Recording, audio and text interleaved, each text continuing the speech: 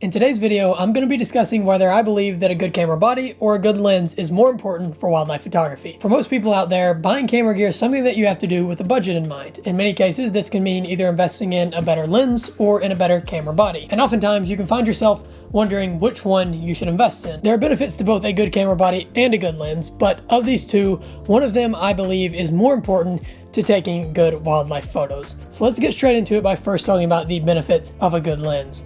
First of all, more range allows you to get closer in on the animals and get more detailed shots. Obviously for wildlife, having a longer lens is basically a necessity. You can't shoot wildlife on an 18 to 55 lens. You kind of have to have at least 100, 200 millimeters to get good wildlife photos. So, the more money that you invest in a lens, then the more range you're typically going to get, and you're going to be able to get out there farther and get more detailed wildlife shots because you can get closer in on that wildlife with that big lens, which is very important.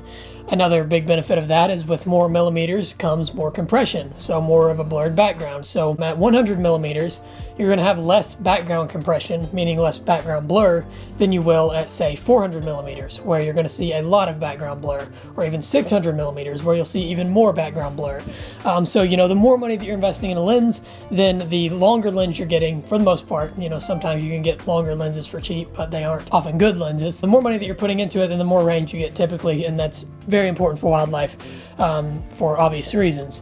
And the other big benefit of a lens is that you get a faster aperture, which lets in more light and creates more background blur. So for example, the 100 to 400 that I have up here, you're shooting at f5.6, which is a decent aperture, but you're not letting in as much light as, say, like f2.8 does. And also with that, you're not getting as much background blur, because with that faster aperture, there's a shallower depth of field, so you get more background blur in your images. And obviously, with wildlife images, we want a lot of background blur in there, unless we're going for some kind of environmental portrait. So having that extra bit of background blur by having a wider aperture is also very beneficial. So, while this lens is a pretty great lens and a pretty good amount of money, if I invested in another 400 millimeter lens that is at f2.8, I would get a lot more background blur and would have a wider aperture that would let in more light, which would allow me to lower my ISO, which would in turn create cleaner images. So with nicer lenses typically comes a faster aperture, which is, again, another very beneficial part of wildlife photography. You want to get as fast of an aperture as possible to create that shallow depth of field, create a good background blur, and to let in as much light as possible so that you can raise your shutter speed to a nice motion stopping speed and lower your ISO so that you're not introducing tons of noise in your photos. So there are some very important components of wildlife photography that come from having a good lens. Not to mention that, the better the lens, typically the sharper the lens is, and the sharper photos you're going to get. The build quality is going to be so much better on these higher end lenses, and you're definitely going to get sharper images from them than you are from your cheaper lenses. That's just the way that it is.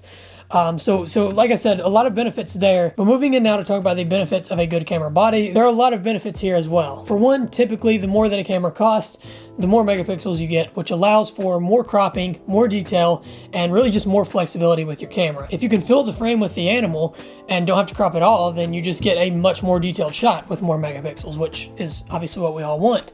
But if you do have to crop some, if you can't fill the frame totally with the animal, with more megapixels, you have more flexibility to crop in more. Because even when you crop in, you're still going to have a lot of megapixels there and have a lot of detail. For example, if you're shooting on a 5 megapixel sensor, you can't crop nearly as much as if you shoot on a 45 megapixel sensor, and then you can just crop that 45 megapixel file down to 5 megapixels and have the same image quality as the full-sized image of, your 5 megapixel sensor. So you get more flexibility with cropping, and in turn can shoot animals that are further away and crop in more, and still have that detail, which is a great benefit of more megapixels. And again, that typically comes on your more expensive cameras. Another big benefit is that you get higher frame rates in higher end camera bodies. And this is important because when we're shooting wildlife and we have these fast moving subjects that, we're trying to capture these very fleeting moments of where the animal's legs are in that perfect position and maybe the head's turned at the right position, all that stuff that you look for in the perfect photo. We're trying to capture that fleeting moment where that happens. And if you don't have a high frame rate, then you're unable to capture that because it's very difficult to time it and press and capture that moment. You kind of need that fast spray frame rates to be able to capture the moment. And with your more expensive cameras, you're going to get more of that frame rate. And then another benefit that is very important is that you get better high ISO handling on these higher end cameras and overall better low light capabilities. Oftentimes, not only is the light outdoors best in early morning and late evening, but also animals tend to be more active in the early morning and late evening. And this is also when light tends to be the lowest, unfortunately. So we have to be able to raise our ISO up pretty high to account for how low the lighting is. So we need good noise handling when we're shooting in these high ISO situations, and the better the camera is, the better the noise handling is going to be. As you get into these more expensive cameras, you can shoot at these higher ISOs and still have clean images. You can shoot up maybe at 8,000 or maybe even 12,800 and still get salvageable images. But on lower end camera models, you're getting, maybe 1600 ISO, 2000, 2500. And so you have a limitation there on how low of light you can shoot in, because you can only go so far with ISO before you get images that are so grainy that they're not even salvageable anymore. So that is the third benefit. And then the fourth and final, and in my opinion, most important benefit is that you get better autofocus systems with more autofocus points with better cameras. As all of you know, for wildlife, having a good autofocus system is very, very important, because we have to have a system that can track fast-moving animals in what is typically a messy environment with, rocks and trees and bushes and everything around, and oftentimes also in low light conditions. So having a good autofocus system with lots of autofocus points and lots of, different options for autofocusing, whether that be, the Animal Eye AF that has been recently introduced on a lot of these mirrorless cameras, or maybe if you just have really great tracking in one of the more recent DSLR models, having these autofocus systems that are super fast and accurate and good in low light is crucial to wildlife photography, because if focus isn't good in an image, then you might as well just trash the image. Nothing else really matters if you can't now focus in the photo. With your lower end camera models, oftentimes they're going to struggle a lot more in low light conditions, especially to autofocus accurately. So those are the benefits of having a good camera body. And many people might look at this and say that it's a no-brainer. You need a better lens because it allows for more range, and range is a necessity for wildlife. But personally, I actually disagree with this. I think that the more important piece of equipment is the camera body. I think that it's better to have a good camera body than it is to have a good lens. And the reason for this is because of all the stuff that I just listed. High ISO noise handling, a good autofocus system, more megapixels, high frame rates. All of those things are components of having a good camera body and is more necessary than having more ranges to capturing these fleeting moments in really good light of wildlife. And don't get me wrong, having a good lens helps too, but there are plenty of decent options for lenses out there on the market that really don't break the bank, that paired with a great camera body will get you much better wildlife photos than a great lens paired with a crappy camera body. I like to think about it this way. If you have a great lens on a bad camera body, yeah, you have more range and you have a faster aperture that creates more background blur and all that stuff, but due to lack of focusing speed and accuracy, you're never able to actually get in focus shots of fast moving wildlife. Not to mention that because the lesser camera body doesn't have good high ISO noise handling, you're unable to shoot in low light, which is oftentimes when the lighting is best for wildlife and when the wildlife is most active.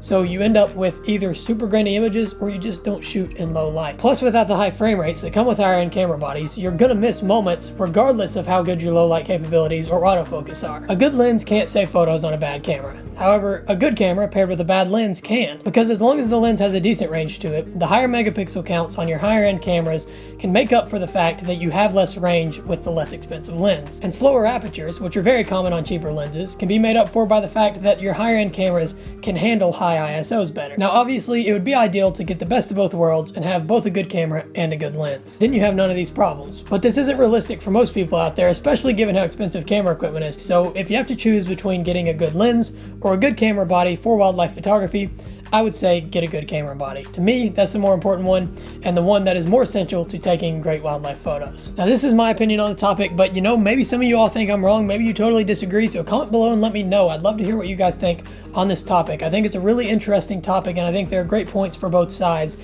So I'd love to know what some of you guys think on this as well, and maybe, some of you would prefer a better lens over a better camera body. And with that, guys, I think that's about all that I have for this video. I want to thank you guys so much for watching, and I really hope you guys have enjoyed this one.